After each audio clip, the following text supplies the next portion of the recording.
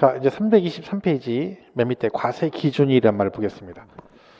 요 말 뜻이 뭐냐면 과세 기준일은 세금을 부과할 때 기준이 되는 날이란 뜻이에요. 말 그대로. 그대로 해석하면.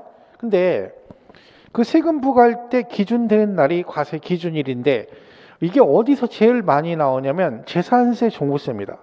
여러분 재산세하고 종합부동산세는 가지고 있을 때 세금을 내는 거죠. 그러면 무조건 언제 기준이요? 6월 1일 현재 소유자한테 무조건 세금이 나옵니다. 그러니까 7월, 9월, 12월 달에 고지서가 나오거든요. 근데 이미 세금을 누가 낼지는 언제를 기준으로 정해요? 6월 1일이에요.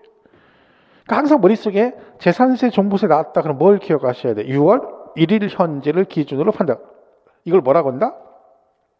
과세 기준일 그래요. 오해하시지 말게. 그러면 과세 기준일은 몇 월 며칠을 말하느냐? 6월 1일을 의미한다. 그럼 안 돼요. 왜? 과세 기준일은 세금 부과 기준되는 날이고 그게 재산세 종부세는 6월 1일이고 교재 보시면 주민세라는 게 있어요. 개인분, 사업소분, 주민세라는 게 나와요. 그 주민세도 뭐가 있어요? 과세 기준일이 있어요. 근데 걔는 7월 1일이에요. 이 부분을 구분을 잘 하셔야 돼요. 그러니까 실제 시험에도 그 부분을 많이 언급을 하죠. 근데 우리가 주로 배우는 게 재산세 종부세다 보니까 그냥 의뢰이 잘못하면 과세 기준이 언제입니까? 그럼 6월 1일 하고 문제를 푸시는 수도 있거든요. 그것만 조금 조심하면 됩니다. 그렇고 한 장 넘어가면 과세 기간이라는 게 있어요. 자, 우리 이 용어를 잘 보시면 과세 기간이라는 게 있어요. 요건 그대로 해석하면 무슨 뜻이에요? 그 세금을 부과할 때 기준이 되는 기간이죠. 세금을 부과하는 기간이라는 뜻이에요. 그러니까 소득세를 예를 들면 소득세 과세 기간은 1월 1일부터 12월 31일이에요. 우리 잘 아시죠? 연말 정산하잖아요. 소득세는. 그죠? 왜 하필이면 연말에 정산을 해요? 법이 소득세 부과 기간은 1월 1일부터 12월 31일이라고 정해놨잖아요. 이 말은 1월 1일부터 12월 31일 걸 한꺼번에 몰아서 세금을 내라는 얘기지. 그럼 정산을 언제 해야 돼요? 이날에 해야지. 왜 미리 세금 신고했다가 나중에 소득이 발생하면 또 합산해야 되잖아. 그러니까 법으로 기간이 정해지는 걸 우리가 과세 기간 그러는데 소득세는 1년 단위로 세금을 부과를 하죠. 근데 이제 그거 말고도 있죠. 소득세 말고도 뭐 부가가치세 같은 경우 두 번 내잖아요. 1기분 1월 1일부터 6월 30일, 2기분은 7월 1일부터 12월 31일. 이것도 과세 기간이고 얘는 6개월 단위고 법인세 같은 경우도 과세 기간이 있습니다. 근데 걔는 정관으로 정하도록 되어 있다. 여기서 우리가 중요한 건 요 과세 기간, 소득세 과세 기간은 기억을 하셔야 됩니다. 소득세 과세 기간 1월 1일부터 12월 31일이다. 왜? 좀 이따 우리 납세 의무 성립 확정 소멸할 건데 요거 연관이 되어 있습니다. 그랬고 그다음 6번에 고가주택이라는 말이 나옵니다. 자, 고가주택이라는 말은 용어인데 말 그대로 고가주택이니까 비싼 주택이란 얘기죠. 근데 이 고가주택이란 용어는요, 국세에서만 쓰는 용어고 지방세는 사용하지 않습니다. 그러니까 취득세, 등록세, 재산세는 어떤 말이 없어요. 고가주택이란 말 자체가 없어요. 얘는 어디서만 써요? 국세에서만 쓰는 용어, 국세. 근데 우리 국세 중에 고가주택은 두 군데에 나옵니다. 하나는 양도소득세, 또 하나는 부동산 임대소득, 사업소득에서 여기에 두 군데 나옵니다. 그 교재 보시면 양도세는 고가주택이 뭐다? 실거래가 12억을 초과하는 주택을 말해요. 그러니까 집을 파셨는데 무조건 걔가 다른 건 안 따져요. 파는 금액이 실거래가로 양도가액이 12억을 초과되면 걔를 뭐라고 불러요? 고가주택이라 부릅니다. 예를 여러 가지 이제 고가주택이 되면 여러 가지 세금 적용할 때 여러 가지 내용이 일반 주택과 좀 다릅니다. 그래서 우리는 고가주택 개념을 잘 보시면 되고, 그다음 부동산 임대업에서는 고가주택이라는 게 있는데, 걔는 기준시가 9억을 초과하는 주택을 말합니다. 근데 이거는 이제 어떻게 또 개정이 될 여지도 있어요. 근데 지금 뭐 내년에 뭐 개정한다는 얘기가 있긴 한데, 그건 뭐 내년 얘기고요. 둘의 차이가 뭐예요? 금액도 차이가 나지만, 양도소득세는 실거래가라고 돼 있고, 사업소득은 부동산 임대업은 기준시가라고 돼 있죠. 그럴 수밖에 없는 게, 양도는 지금 팔았잖아요. 파는 금액 있죠. 그 금액으로 따지는 거고 임대는 여러분 보유잖아요. 내가 원투룸 상가를 가지고 있다 세를 주는 거잖아. 거래 금액이 있어 없잖아요. 그러니까 얘는 뭘로 가? 공시가격인 기준시가로 9억이 초과하는 주택을 말합니다. 그래서 고가주택 용어가 이런 거다 이렇게 보시면 되겠고요. 그다음에 겸용주택은 뭐냐면 말 그대로 겸용이에요. 일부는 주택, 일부는 상가로 되어 있다는 얘기죠. 그래서 거기 그 겸용주택이 주로 나오는 게 재산세하고 종합부동산세인데, 재산세는 뭐라고 돼 있어요? 한 동의 건물이, 한 구의 건물이 이렇게 돼 있어요. 그러니까 한 동의 건물이, 한 구의 건물이 구분 겸용이 돼 있다 했을 때 한 동이 주거와 주거 아닌 용도로 같이 돼 있으면 면적과 관계없이 주택 부분만 주택으로 본다 그렇게 돼 있고, 한 구는 주거용이 전체 면적의 100분의 50 이상이면 뭘로 본다? 전체를 주택으로 봅니다. 그러니까 한 구란 말은 소유의 개념이 아니라 점유의 개념이다 볼 수 있어요. 그럼 예를 들면 한 동은 건물 한 동을 말한다고 볼 수 있죠. 근데 한 구는 뭐냐면 한 층. 자, 한 층인데 한 층에 뭐가 있어? 예를 들면 복도 있고 그다음에 문 출입구 따로 돼 있고 분리돼 있어요. 그죠? 그러면 예를 들면 한 층에 뭐 사무실 두 개가 들어올 수 있죠. 그럼 별개의 사무실이 들어와서 따로 독립된 구간으로 점유를 하고 있죠. 그럼 그 각각을 뭐라고 그래요? 한 구라 할 수 있다는 거지. 그런데 그 한 구의 건물이 이렇게 있는데 여기다가 얘는 주거용 상가 해가지고 쓰는데, 주거용으로 쓰는 면적이 전체 면적의 50% 이상이면 이 전체를 다 뭘로 보겠다? 주택으로 봐주겠다 그런 뜻입니다. 그래서 한동 한 구는 재산세에 나오는 얘기인데, 이런 뭐 당분간 크게 언급될 여지는 없겠죠. 올해 시험에 이게 출제가 됐습니다. 재산세 파트에서 문제가 출제가 됐던 거고요. 양도세도 겸용주택이 있어요. 그럼 팔면 어떻게 되나요? 팔면 양도세는 마찬가지로 얘는 이렇게 돼 있어요. 양도세는 거기 보시면 뭐라고 되죠? 주택 부분이 크면 전체를 주택으로 봅니다. 그러니까 예를 들면 이렇게 있는 상가주택이 이렇게 있는데, 예를 들면 이렇게 돼 있다. 그럼 얘가 60이고 얘가 40이다. 그럼 이걸 팔면 이 전체를 다 뭘로 본다고요? 전체를 다 주택으로 봐줍니다. 그러면 얘까지 주택으로 본다는 얘기는 전체 다 비과세 받을 수 있다는 뜻이죠. 근데 중요할 것은 커야 돼요. 5대 5다. 그러면 따로따로 봅니다. 그러니까 커야 되니까 얘가 주거가 상가보다 단 1제곱미터라도 커야 돼. 초과가 돼야 되죠. 5대 5가 되면 그때는 따로따로 주거 부분만 주택으로 본다 이렇게 되는 거죠. 그래서 큰 틀은 뭐다? 양도세는 주거 부분이 크면 전체를 뭘로 본다? 주택으로 본다 라고 되어 있어요. 근데 여기 중요한 게 올해 시험에 만약에 언급이 되면 얘가 그 교재 324페이지 맨 아래 있죠. 양도세 동그라미 3번 고가주택의 경우 면적과 무관하게 주택 부분만 주택으로 본다. 이게 중요한 거죠. 이 개정사항이거든요. 올해 개정이 됐었는데 시험에 출제가 안 됐어요. 그러니까 언제든지 나올 수가 있는 거죠. 무슨 얘기냐면 이렇게 돼 있는데 얘가 고가주택이라. 고가주택. 자, 우리 고가주택 아까 뭐라 했죠? 고가주택이 12억 초과하겠죠. 그러면 면적이 크든지 말든지 관계없이 무조건 뭐 주택 부분만 주택으로 본다. 그러니까 구분 안 하겠다는 거. 그냥 주거 부분만 주택으로 본다는 얘기지. 그러니까 얘가 만약에 13억에 팔았다. 그러면 6대 4예요. 그럼 주거가 크잖아요. 그죠? 그럼 전체를 주택으로 아니고 그냥 주택 부분만 주택으로 본다는 얘기지. 근데 얘가 12억 초과 안 됐다. 그럼 뭐야? 그때는 6대 4면 전체를 주택으로 봐주겠다는 뜻입니다. 그래서 거기 3번에 만약에 겸용주택이 고가주택 12억이 초과돼서 팔게 되면 주거분이 크든 말든 관계없이 뭐만 주택 부분만 주택으로 본다 이런 뜻입니다. 그래서 이건 올해 개정사항이라서 올해 2022년에 개정된 내용인데 시험에 출제가 될 여지가 충분히 있는데 불구하고 아직 안 나왔죠. 그러면 내년 시험에는 충분히 언급될 여지는 있습니다. 그래서 이거는 뭐 본강이 들어가면 엄청나게 강조를 많이 하는 내용이기 때문에 보시면 되고, 여기서는 일단 겸용주택이 뭐다? 일부는 주택, 일부는 상가로 구성이 되어 있는데 이런 경우 세금 부과할 때 얘를 어떤 식으로 판단할 것이냐. 재산세는 한 동이냐 한 구, 요 구분하셔야 되고, 양도세는 그런 거 상관없이 주거가 크면 전체 주택인데 얘가 만약에 무슨 주택이면 고가주택이면 그런 거 안 따지고 뭐 한다? 주택 부분만 주택으로 봐주겠다. 이렇게 정리하시면 되겠습니다. 그리고 자, 그 다음에 거기 325페이지 챕터 4에 납세 의무 성립 확정 소멸이라는 게 나오는데, 사실 조세총론 파트에서 시험에 가장 많이 출제가 되는 부분이 여기에요. 그러니까 이런 게 있다는 거죠. 납세 의무 성립 시기라는 게 있고 그다음에 확정식이라는 게 있어요. 이렇게 됐죠? 그러니까 내가 낼 세금이 언제부터 법적으로 세금을 납부할 의무가 생기느냐, 그걸 우리가 성립식이 그러고요. 그다음에 내가 낼 돈이 구체적으로 얼마라고 확정되는 시기가 언제냐, 말 그대로 확정식이고요. 그리고 이 확정된 게 어떻게 하면 없어지느냐, 소멸사유 이렇게 나눈다는 얘기죠. 이 부분은 전체적으로 섬이 굉장히 많이 출제가 되는 부분이기 때문에 교육 주제에 있는 것뿐 아니라 나머지 정리를 잘 하셔야 되는데, 일단 자 보세요.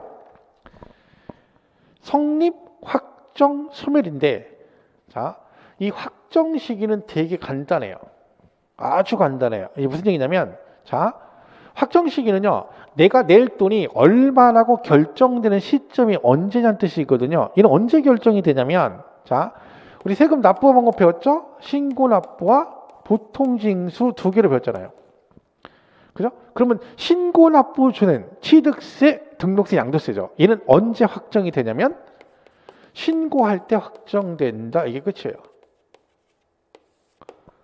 자, 무슨 얘기냐면 여러분, 취득세는 왜 신고를 하라고 한다 했어요? 과세권자가 그 매매 사실을 모르기 때문에 니네가 알아서 신고하고 돈을 내라는 뜻이라고 했잖아요. 그러니까 내가 신고할 때 다운계약서 써서 금액을 낮추든 높이든 과세권자 입장에서는 잘 모르잖아요. 그러니까 일단 신고가 들어오면 그대로 받아준다는 얘기지. 나중에 걸릴 수 있겠지만 그건 나중 문제잖아요. 그러니까 얘는 그냥 신고납부조세, 취득세, 등록세, 양도세는 신고할 때 확정된다. 그럼 끝나요. 근데 부가주의세는 보통징수잖아요. 그럼 얘는 뭐야? 재산세는 누가 계산해요? 우리가 안 하죠. 과세권자가 지네가 세금 계산해서 우리 뭘 보내줘? 고지서 보내줘요. 우리 돈만 내잖아. 그러니까 얘는 언제? 그냥 과세권자가 결정할 때 확정된다. 이렇게 되는 겁니다. 그리고 얘는 아주 간단한 얘기죠. 신고 납부냐, 보통 징수냐, 그것만 가지고 정리를 하시면 되는 거예요. 근데 하나 조심할 게, 여기서 이제 상속세, 증여세, 이 같은 경우는 우리가 직접 배우지는 않지만 여기 상속받으면 상속세 신고하잖아요. 증여받으면 증여세 신고하죠. 신고를 하는데 얘는 신고할 때 확정이 되는 게 아니에요. 왜? 이 두 개만. 왜? 얘네들은 과세권자가 결정할 때 확정이 됩니다. 왜냐하면 상속세 신고를 하잖아요. 그럼 국세청에서 조사를 합니다. 그 신고한 내용대로 맞는지 안 맞는지 확인을 해요. 그래서 맞을 때만 얘가 뭘 하는 거야? 인정을 해주는 거야. 그러니까 여러분 신고를 하시면 걔네가 신고 내용을 가지고 조사해서, 왜? 상속증여가 무상승계잖아요. 공짜로 받는 거잖아. 그러니까 철저하게 조사해서 세금을 걷겠다, 이런 뜻입니다. 그래서 여기가 성립, 확정. 그럼 얘는 이거 납부 방법 알면 되니까 간단한데, 문제는 뭐겠어요? 여기죠. 성립 시기. 그죠? 성립 시기가 이제 우리가 추가되는 거예요. 자, 일단 우리가 배우는 조세 5개를 먼저 보겠습니다. 자, 뭐 배워요? 취득세. 자, 이건 외우는 거 아니고 개념 이해를 잘 하셔야 돼요. 자, 취득세는 왜 이름이 취득세가 하필이면 물건을 취득하면 내라. 그러니까 취득세입니다. 그러니 납세 의무가 언제 성립해? 취득할 때 성립이 돼요. 끝이에요. 자, 등록세는 뭐 할 때 내는 거? 등기 등록할 때 내는 거예요. 그럼 언제? 등기 등록할 때 내는 거죠. 등기 등록 안 하면 안 내요. 그럼 언제 성립해요? 등기 등록할 때. 그 교재 보시고 설명할게요. 거기 325페이지. 취득세는 취득할 때 되니까 취득할 때 성립하고, 등록세는 뭐 할 때 내요? 등기 등록할 때 내. 등기 등록 안 하면 안 내. 그러니까 등기 등록할 때 성립하고. 그다음에 재산세. 자, 재산세, 종부세 나오면 얘는 무조건 언제다? 과세 기준일 6월 1일입니다. 왜? 얘는 6월 1일에 그날 기준으로 무조건 세금 부과한다 했잖아요. 법으로 날짜가 정해져 있어요. 그러니까 무조건 문제 풀 때 재산세, 종부세가 나오잖아요. 그럼 언제 기준이니? 그럼 무조건 언제 찍으면 돼? 6월 1일 찍으면 되는 거야. 그럼 얘는 6월 1일에 성립이 되죠. 근데 거기에 소방분 지역자원 시설세라고 되어 있잖아요. 요것도 똑같죠. 왜 그러냐면 여기 나중에 이제 재산세 세목이 들어간 본강 들어간 배우는데 병기고지 세목이라고 해서 재산세 고지세 같이 나가요. 얘가. 그러니까 여러분이 재산세를 내셨는데 만약에 화재 위험이 높은 부동산을 갖고 계신 분은 소방분 지역자원 시설세가 추가로 나와요. 고지서에 같이. 그럼 이건 누가 내는 거야? 재산세 내는 사람이 내기 때문에 결론은 같은 거지. 그러니까 고지세액 같이 나가니까 얘도 똑같이 6월 1일이다. 이런 얘기고요. 자, 지방교육세 나왔네요. 아까 우리 지방교육세하고 농어촌 특별세 나오면 부가세라고 했잖아. 그죠? 부가세. 여러분 부가세 뜻이 뭐라겠어?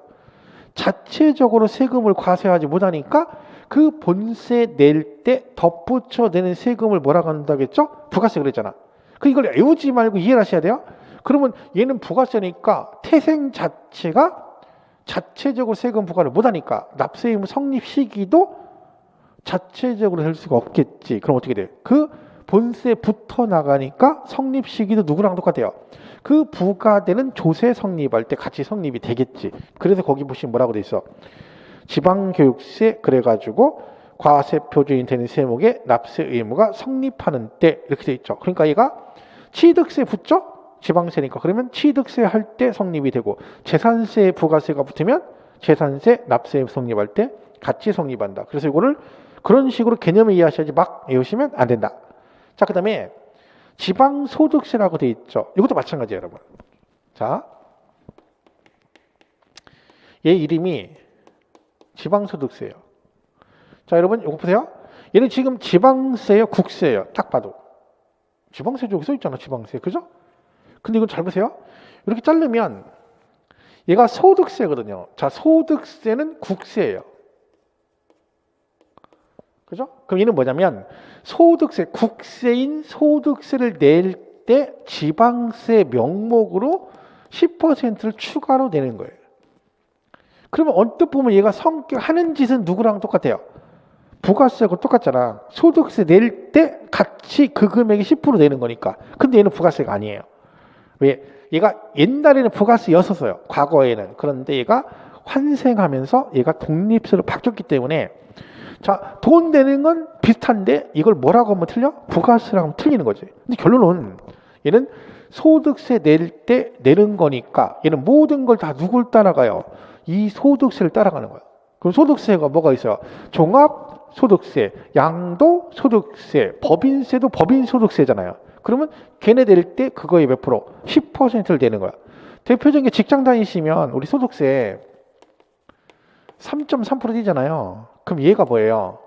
근로소득에 대한 소득세 3%고 그거에 10% 0.3%를 뭘 내는 거예요? 그렇죠? 지방소득세 10%에서 0.3을 내는 겁니다. 요 개념을 이해를 잘 하셔야 돼. 그럼 결론은 지방소득세 교재 보시면 얘도 부가세 성격은 비슷하잖아. 그러니까 따라가니까 과표가 되는 소득세, 법인세 성립할 때 같이 성립이 된다. 그래서 항상 이렇게 해서 이 개념을 이런 식으로 이해를 하셔야 돼요. 그래 다른 문제도 풀 수가 있어요.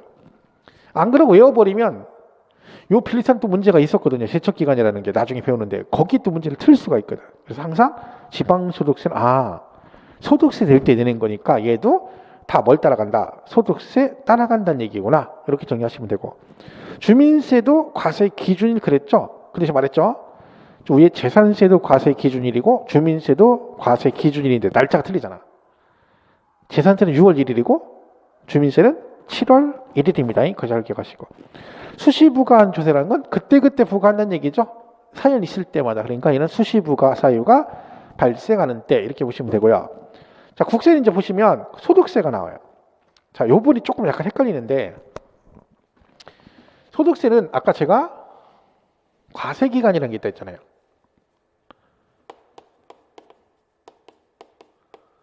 얘가 1월 1일부터 12월 31일 그랬죠. 얘는 무슨 뜻이 하겠어요?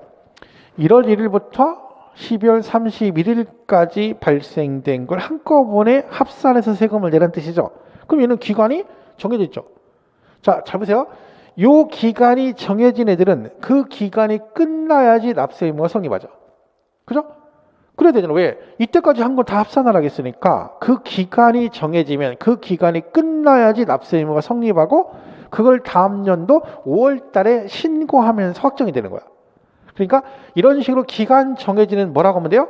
그 정해진 기간이 끝나는 때 납세 의무가 성립한다라고 정리를 하시면 돼요. 근데 교재 보시면 소득세가 확정 신고는 1년치 몰아서 다음 년도 5월 달에 신고하잖아요. 그러니까 과세 기간이 끝나는 때 얘가 매달 며칠이에요? 소득세 과세 기간이 1년이니까 끝나는 때가 언제야? 12월 31일이겠죠. 그런데 예정신고란 게 있어요. 자, 이건 예정신고는 양도세 얘기하는 거거든요. 양도세. 양도세 예정신고가 이렇게 돼 있어요. 양도일이 속한 달의 말일부터 2개월 이내에 한다. 이렇게 돼 있어요. 법조문에. 좀 잘 보세요, 여러분. 이 말 해석하면 양도일이 속한 달, 그 달의 말일부터 2개월 안에 신고하라는 얘기지. 그럼 보세요. 만약에 11월 달에 부동산을 팔았다. 그럼 예정신고를 언제 하라는 얘기야? 11월 말부터 2개월에 하는 얘기고 12월 달에 파는 애들은 12월 말부터 2개월, 1월 달에 파시면 1월 말부터 2개월이라는 뜻이에요. 그래도 가만히 보시면 기간이 정해져 있죠. 얘는 얼마 단위로 신고를 해요. 달의 말일, 달의 말일, 달의 말일이잖아. 그러니까 1개월 단위로 몰아서 신고하는 거잖아. 그죠? 원래 확정식으로 1년 단위로 과세기간 정해진 거고 예정식은 달의 말일, 달의 말이니까 한 달 단위잖아. 얘도 기간 정해져 있죠? 제가 뭐라 했어요? 기간이 정해진 애들은 그 기간이 끝나는 때 납세 의무가 성립한다 그랬잖아. 그래서 거기 말이 보세요.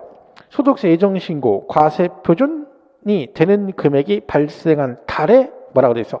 말일. 이걸 이해를 하셔야 돼요. 외우면 안 돼.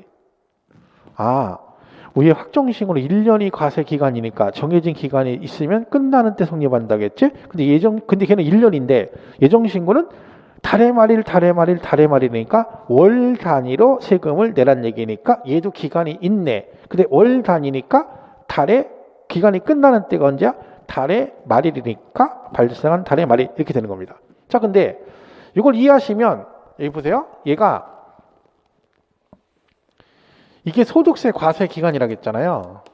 근데 이런 게 있다는 거예요. 중간 예납하는 소득세 이렇게 되는 거지. 이런 게 있다. 이거 시험에 나왔던 거예요. 29회 때. 자, 이것도 그냥 외우지 마시고 해석을 해야 돼요. 자, 소득세죠. 근데 중간 예납이래요. 그럼 중간 예납의 뜻이 뭐예요? 중간에 예납이 뭐예요? 미리 낸다는 얘기지. 뭐를요? 그죠? 소득세를. 그럼 소득세를 중간에 미리 내는 경우가 있다는 거야. 그럼 이때 중간이 언제를 말하겠어요? 소득세 과세 기간이 1년치 몰아 신고하는 거잖아요. 근데 중간이니까 언제야? 그래요. 6월 30일이잖아. 그러면 1월 1일부터 6월 30일 거 발생된 걸 중간에 미리 신고하고 돈을 내라는 얘기잖아. 그럼 얘도 기간이 정해져 있죠. 언제? 1월 1일부터 6월 30일. 제가 뭐랬어요? 기간이 정해진 애들은 그 기간이 끝나는 때 성립한다겠죠? 그러니까 걔는 뭐라고 돼 있어? 중간 예납 기간이 끝나는 때. 이 말이 이해를 하셔야 돼요. 얘가 언제라고요? 6월 30일. 그래야 이게 정리가 되는데 이걸 다 외워버리면 엉켜버려요. 말도 어렵고. 그죠? 잘 보시면 되고요. 종합부동산세 누구 따라간다겠죠? 재산세 따라가니까 6월 1일 과세 기준일. 상속세는 무조건 돌아가셔야 상속이 되는 거죠. 안 돌아가시면 상속이 안 돼요. 그래서 언제? 돌아가신 날 상속 개시일이고. 증여세는 자, 상속과 증여의 차이, 공통점은 뭐냐면 공짜. 차이점이 뭐예요? 차이점은 주시는 분이 돌아가셨느냐 살아계시냐 그예요. 상속은 이미 가셨잖아요. 주시고 가셨기 때문에 이미 끝난 얘기야. 근데 증여는 주시는 분이 살아계세요. 그러면 어떻게 돼? 주는 건 노야 맘이잖아. 주시는 분은 주는 건 주는 사람 마음이죠. 그러니까 아침에는 큰아들, 점심인데 둘째 아들, 저녁 때는 막내딸 이렇게 바뀔 수도 있죠. 그러니까 말로만 준다. 그러면 내 게 아니지. 내 손에 들어와야 내 거예요. 그래서 증여 재산을 취득하는 때 납세 의무가 성립이 되고요. 인지세는 여러분 아시죠? 우리 인지 붙인다 그러잖아요. 왜? 그죠? 뭐 자동차 등록하거나 부동산 살 때 증기 사죠. 그게 언제? 그렇죠? 우리 자동차 등록을 하고 가면 이렇게 얘기합니다. 가서 얼마짜리 사오세요. 그래요. 10만 원짜리 사오세요. 그러면 내가 10만 원짜리 사다 주면 걔들이 문서에다 붙이면서 끝나는 거예요. 그래서 얘는 문서 작성할 때 과세문서를 작성할 때 성립이 됩니다. 그래서 거기 인지세 이렇게 보시면 되겠죠. 그래서 이거를 달달달 외우는 것보다는 외우더라도 뭐라 해야 돼요? 아, 얘는 이러니까 이렇구나. 가능하면 이해를 하시는 게 좋아요. 그래야 기억이 오래 간다. 막 급하게 막 맘만 급해가지고 빨리빨리 외워가지고 뭐 하려고 해결을 보려고 막 끝장 보려고 안 돼요. 이 공부는 1년 공부잖아. 초장에 막 무리해서 막 급하게 간다고 절대 합격 못 해요. 그렇게 되는 게 아니야. 하나씩 하나씩 채워가는 거지. 그러다가 채우고 하다 보면 60점 맞는 거예요. 그러니까 그걸 무리하지 마세요. 보시고. 그다음에 326개 소멸사에 나오죠. 자, 확정됐어. 100만 원 이렇게 됐다 이거 확정이. 그럼 어떻게 하면 없어지냐는 거지. 자, 여러분 내일 세금이 100만 원이래요. 확정됐어. 어떻게 하면 없어져? 뭐 어떻게 하면 돈 내면 되지. 그래서 뭐라고 돼 있어? 거기 교재 326페이지 납부. 돈 내면 된다. 충당은 뭐냐면 우리 어렸을 때 그런 얘기하죠. 내가 받을 돈 50만 원, 줄 거 50만 원. 그럼 어떻게 해요? 쌤 전문 용어로 뭐 한다고 그래? 퉁친다고 그러잖아. 그죠? 받을 거 줄 거 쌤 퉁쳐요. 세금도 똑같아. 내가 환급 받을 세금이 50만 원 있는데 이번에 낼 세금이 50만 원이야. 그럼 어떻게 하면 돼? 퉁치면 되죠. 그럼 우리가 상계 처리한다고 해. 법률로는 충당이라는 표현을 써요. 결국 세금 낸 거죠. 그리고 그다음에 부가를 취소한대. 여러분 부가 취소죠. 민법 배우시면 취소를 배웁니다. 취소하게 된 법률 행위가 뭐가 된다? 계약시로 소급해서 무효가 돼요. 그러면 부가 자체가 뭐가 됐다고? 취소가 됐다는 얘기는 무슨 얘기야? 그 부가한 것 자체가 처음부터 법적으로 뭐가 됐다고? 무효가 됐다잖아. 계약 자체가 없던 게 되는 거잖아. 당연히 납세금과 소멸이 되겠죠. 4번에 이제 제척기간 만료라는 게 있고 징수권의 소멸시 완성이라는 게 있어요. 이게 뭐냐면 제척기간이 뭐냐면 이런 거예요. 세금을 과세권자가 나한테 고지서를 보낼 수 있잖아요. 조사해서. 근데 얘가 아무 때나 하면 안 된다는 거예요. 20년 전에 세금 신고 안 한 게 있어 내가. 근데 걔네들이 20년 지난 지금 와서 이걸 발견을 했어요. 이거 20년 전에 세금 신고 안 했었네? 하고 지금 고지서 보내면 된다 안 된다? 안 된다는 얘기야. 왜? 그 20년 전 걸 지금 내라고 하면 내가 만약에 명찰 내봐서 이미 갔어. 이미 1년 전에 갔어. 그럼 나는 세금을 띄어먹고 간 거잖아요. 그럼 안 된다는 거야. 그래서 법으로 내가 세금 신고를 안 했을 때 걔네들이 조사해서 나한테 부과할 수 있는 기간이 정해져 있어요. 그걸 뭐라 그래? 제척기간이라고 그래요. 요 기간 안에만 나한테 고지할 수 있다라는 거죠. 그 기간을 제척기간이에요. 그 제척기간이 만료가 됐다는 게 무슨 얘기야? 끝났다는 얘기지. 어제부로 7년 끝났어. 그죠? 제척기간 만료됐어. 오늘 발견했어. 세금 부과할 수 있다 없다? 없다. 왜? 어제부로 뭐가 끝났어요? 그 부과할 수 있는 기간이 끝나버렸다. 그런 얘기입니다. 자, 소멸시는 뭐냐면 부과를 했어요. 고지서를 보냈어. 그럼 뭐 해야 돼? 징수를 해가야죠. 근데 고지만 해놓고 세금 내든지 말든지 냅둬버려. 그럼 아무도 안 내겠지. 그래서 징수권의 소멸시라는 게 있어요. 일정 기간 안에 징수를 해야 된다. 기간이 정해져 있어요. 그걸 뭐라고 한다? 소멸시효라고 그래요. 걔가 완성이 됐다는 얘기는 무슨 얘기야? 날짜가 끝났다는 얘기죠. 그러면 이거 뭐 납세의무가 소멸이 되어버립니다. 그래서 거기 5개를 뭐라고 그래요? 소멸사유 그래요. 시험에 나왔었죠. 당연히. 다음 중 뭐 소멸사에 해당하는 거 골라라. 이렇게 해서 몇 개니 이렇게 나온 적이 있습니다. 자, 그럼 거기서 우리가 알 거는 이제 뭐냐면 그 소멸시효 기간이 나오고 그 다음에 제척기간에 나옵니다. 소멸시효와 제척기간이 나오는데 자, 소멸시효는 원칙은 몇 년이에요? 5년이에요. 5년. 그러니까 5년 안에 부과를 못하면 징수를 못하면 납세 의무가 소멸된다는 얘기죠. 근데 예외로 10년짜리가 있어요. 금액대에 다르죠. 국세는 5억 이상, 지방세는 5천만 원 이상일 때는 10년입니다. 거기 교재에 가로 안에 가산세 제외라고 되어 있는데 그거 지워주세요. 이게 막 개정이 됐다가 막 했다 이래가지고 왔다 갔다 이게 중요한 얘기는 아닌데 그냥 지우시고 뭐만 기억하면 돼요. 금액만 기억하시면 돼요. 그러니까 뭐요? 금액이 국세는 체납 금액이 5억 원 이상이다. 그럼 10년이고 지방세는 5천만 원 이상 체납했으면 몇 년? 10년이란 뜻이에요. 그러니까 그럼 이렇게 하면 돼요. 원칙은 5년인데 금액대에 따라서 5억 이상일 때는 몇 년이다? 10년이다. 시험 어떻게 내요? 뭐 지방세의 경우는 금액과 관계없이 뭐 소멸시효 5년이다. 땡 아니고 금액이 있다는 거지. 그죠? 체납액이 국세는 얼마야? 5억 이상이시면 10년. 지방세는 5천만 원 이상 체납하시면 10년 안에 금액이 크니까 기간을 길게 간다는 얘기입니다. 근데 그렇지 않은 원칙은 5년이다 이런 뜻이고요. 그 중단 정지사유까지 물으셔도 되고 제척기간 나와요. 자, 제척기간은 뭐예요? 우리 양쪽에 복잡하게 돼 있죠? 자, 이거는 그냥 간단하게 정리할게요. 이런 거예요. 다 외울 건 없고요. 좀 더 구체적인 건 나중에 본강에 들으시면 되고. 자, 보세요.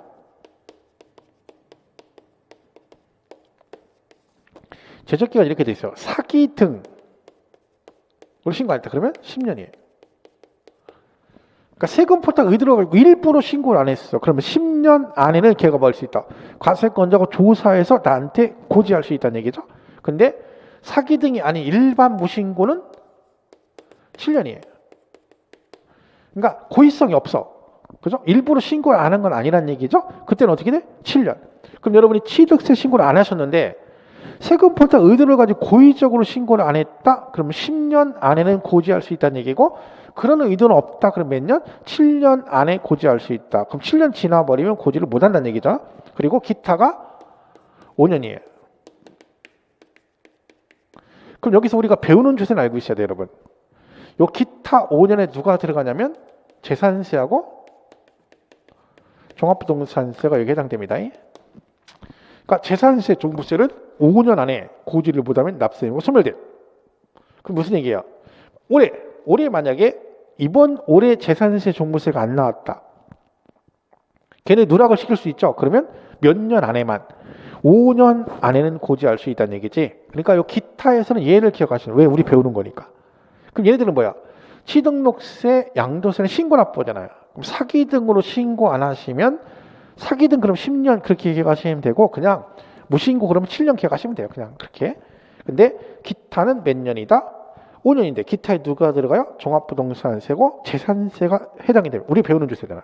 근데 사실은 이게 만약 시험에 나오잖아요. 그럼 요거에다가 뭐가 있냐면 무신고인데도 10년짜리가 있어요.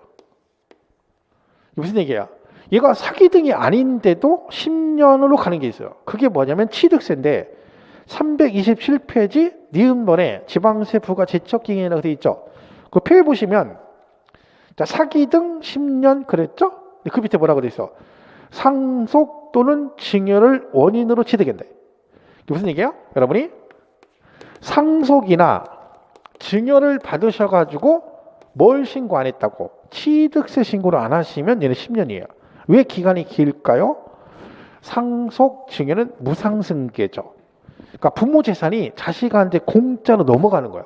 그러니까 주는 건 좋다 이거지. 하지만 세금을 철저하게 걷겠다 그런 뜻입니다. 그래서 여러분이 상속받아도 본인 앞으로 등기하려면 취득세 내셔야 되고, 증여받으셔도 본인 앞으로 등기하려면 취득세를 내야 되죠. 요거는 여러분 조심할 게 상속세, 증여세를 말하는 게 아니에요. 상속세도 내고 증여세도 낼 수 있어요. 하지만 상속을 받으면 상속세 내죠. 하지만 그거 냈다고 등기해 주는 게 아니잖아. 뭘 내야 돼? 상속으로 취득했잖아. 그럼 취득세를 내야 되는 거야. 우리가 상속세 중에서 안 배우잖아요. 그러니까 그 개념을 잘 이해하셔야 돼. 이게 나중에 엉키면 되게 헷갈리는 거야. 그런 부분들을 우리가 본강에 들어가서 정확하게 배우셔야지, 그냥 대충 그러면 엉켜가지고 이게 뭔 얘기예요? 이렇게 되는 거지. 그래서 이건 뭘 얘기한다? 여러분 그냥 생각하면 돼. 여러분 부모님한테 상속받았어. 그럼 본인한테 뭐 해야 돼? 본인 앞으로 등기해야 되잖아. 그러면 무상으로 취득한 거잖아. 그럼 취득세를 내야 되고요. 증여받으면 부모로부터 집을 증여받았어. 본인 앞으로 등기해야 되잖아. 그럼 뭐 내야 돼? 취득세. 그 얘기야. 그러니까 네가 공짜로 받았으니까 너는 길게 간다. 10년이고요. 그다음에 뭐 명의신탁 이런 게 나와요. 명의신탁은 실명제 위반한 거잖아. 그죠? 타인 명의를 한 거니까 너도 10년. 그리고 거기 뭐 과점주주란 말이 나옵니다. 근데 그거는 지금 여러분이 배우질 않으셔가지고 본강에 들어가면 이게 중요한 부분이긴 한데 뭐 그런 게 있습니다. 그래서 그런 예외가 있다는 거지. 그냥 결론 정리하면 국세지방세 공통인 게 사기 등 그런 국세지방세 다 몇 년? 10년. 그죠? 무신고 7년, 기타 5년인데 기타에 재산세하고 종부세가 들어간다는 얘기죠. 근데 지방세의 경우는 뭐가 있다? 무신고임에도 사기 등이 아님에도 불구하고 취득세의 경우에 몇 년짜리? 10년짜리가 있다는 얘기죠. 그럼 이걸 잘 보셔야 되는 거예요. 그래서 상속 증여로 취득하거나 명의신탁 과점주주 얘기 나오면 걔는 몇 년이다? 10년이다. 이렇게 해서 요 제척기간. 실제 시험에 제척기간 같은 경우는 단독으로 나온 적도 있고 지문에도 잘 나옵니다. 총론 파트는. 결론은 오늘 한 거 납세의무 성립시기 확정 소멸 사유는 시험에 굉장히 잘 나오는 파트예요. 총론 파트는 가장 중요한 부분이라 할 수 있습니다. 그래서 여러분이 성립시기 언제고 확정 소멸사에 관한 얘기를 잘 정리를 해 두셔야 된다. 물론 뭐 여기서 요거 말고도 있겠죠. 나올 수 있는 여지가 있는 것들을. 근데 뭐 입문서에서는 그 내용을 다 공부하지는 않습니다. 그래서 근데 총론 파트는 워낙 이 파트가 중요하기 때문에 이 부분을 정리를 한 거니까 여러분도 잘 정리를 해 두시고요. 보시면 되겠어요. 자, 그다음에 이제 거기까지 성립 확정에 관한 얘기고, 이제 한 장 넘어가면 328페이지 뭐가 나와요? 과세 대상이라는 게 나와요. 저희 교재는 어떻게 구성을 했냐면, 제가 원래는 뭐 취득세 따로, 등록세 따로 다 공부를 합니다. 근데 어차피 내용은 다 비슷비슷하기 때문에 그냥 우리 과세요건 배웠잖아요. 과세 대상, 그 다음에 납세 의무차, 수가 세금을 낼 것이고, 그 다음에 기준 금액은 얼마고, 그 다음에 세율은 몇 퍼센트를 낼 것이냐, 이렇게 돼 있거든요. 요거를 이제 하나씩 타는 거예요. 그러면 취득세 대상은 뭐가 있고, 등록세 대상은 뭐가 있고, 재산세 대상, 이렇게 한꺼번에 정리하는 거죠. 납세 의무자도 그냥 취득세는 누가 내고, 등록세는 누가 내고, 이런 식으로 한꺼번에 그 대상별로 묶어서 편지를 해놨어요. 그래서 328페이지 처음에 뭐가 나와요?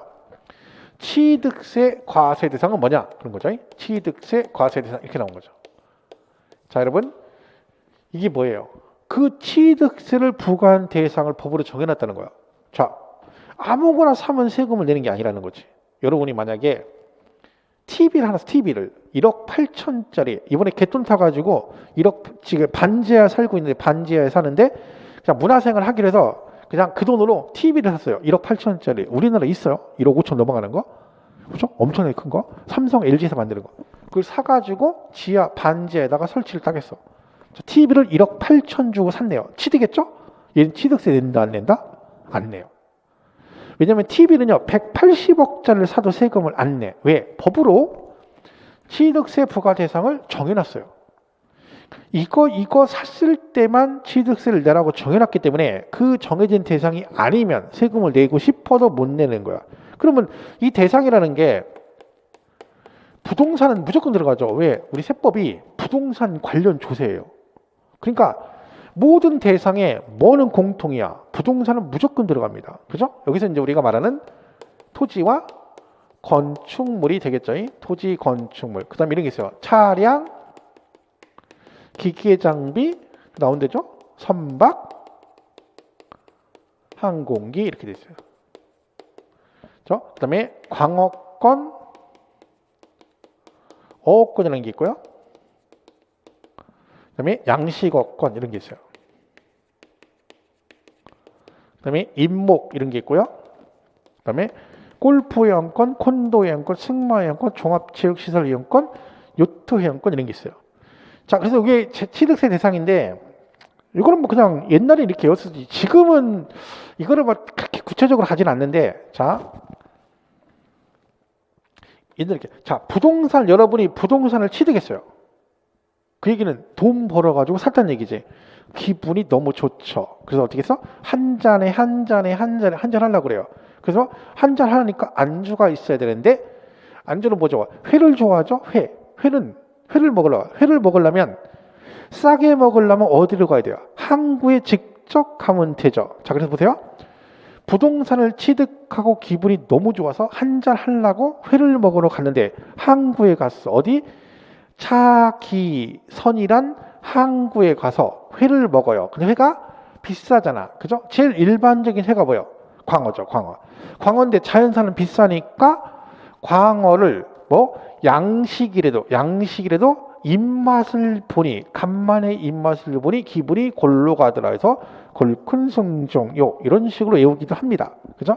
그래서 뭐 그렇게 해도 되고, 근데 굳이 뭐 이걸 나가지 마. 왜냐 하다 보면 얘는 자꾸 반복이 되기 때문에 알게 돼 있거든요. 그래서 부동산 취득하고 차 기분이 너무 좋아서 차기선이나 항구에 가서 광어를 양식이라도 입맛을 보니 기분이 골로 가더라. 골큰성종요. 그래서 얘가 대상인데, 물론 우리 교재는 써있죠. 거기 뭐 토지 구체적으로 언급을 해놨죠. 그 내용 알 필요 없습니다. 왜?